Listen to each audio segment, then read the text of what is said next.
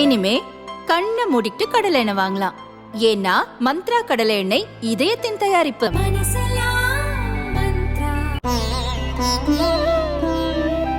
தினம்தோறும் விளக்கேற்ற நல்ல எண்ணெய் இதயம் நல்லெண்ணெய். மதுரையைச் சேர்ந்த ரம்ஜான் பேகம் என்பவர் தமிழக மத்திய சிறைகளில் கைதிகளின் இறப்பு, சிகிச்சை விவரங்கள் குறித்து தகவல் அறியும் உரிமைச் சட்டம் மூலம் கேட்டிருந்தார்.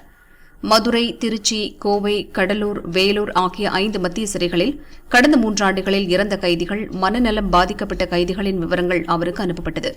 இதன்படி தமிழக மத்திய சிறைகளில் கடந்த 2 ஆண்டுகளில் 102 கைதிகள் இறந்துள்ளனர். 214 பேருக்கு மனநல சிகிச்சை அளிக்கப்பட்டுள்ளது. 98 கைதிகள் மனநல காப்பகத்தில் அட்மிட் செய்யப்பட்டுள்ளனர்.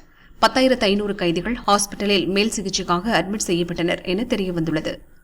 மதுரை மத்திய சிறை உடல்நலம் பாதிக்கப்பட்டவர்கள் 2349, இறந்தவர்கள் 29, மனநல சிகிச்சை பெற்றவர்கள் 99. கோவை மத்திய சிறை உடல்நலம் பாதிக்கப்பட்டவர்கள் 3769, இறந்தவர்கள் 35, மனநல சிகிச்சை பெற்றவர்கள் 37.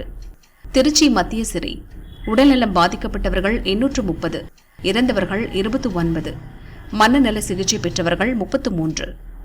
கடலூர் மத்திய சிறை உடல்நலம் பாதிக்கப்பட்டவர்கள் 3570, இறந்தவர்கள் 6, மனநல சிகிச்சை பெற்றவர்கள் 40. வேலூர் மத்திய சிறை இறந்தவர்கள் 16, மனநல சிகிச்சை பெற்றவர்கள் 38. தமிழக சிறைகளில் உள்ள கைதிகளுக்கு மருத்துவ வசதியை மேம்படுத்த வேண்டும் என்ற நோக்கத்துடன் RTI மூலம் தகவல் கேட்கப்பட்டது என ரம்ஜான் பேகம் கூறினார்.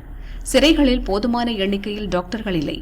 ஒவ்வொரு மத்திய சிறையிலும் 2 டாக்டர்கள் மட்டுமே பணியில் உள்ளனர். இவர்களுக்கான குடியிருப்பு சிறை வளாகத்தில் இருந்தும் அவர்கள் தங்குவதில்லை.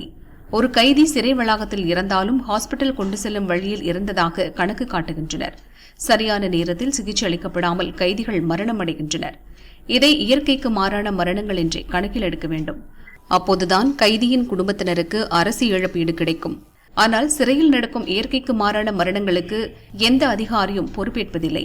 எனவே சிறை கைதிகளின் எண்ணிக்கைக்கு ஏற்ப மருத்துவ வசதி செய்து தர வேண்டும் என்கிறார் ரம்ஜான் பேகம்.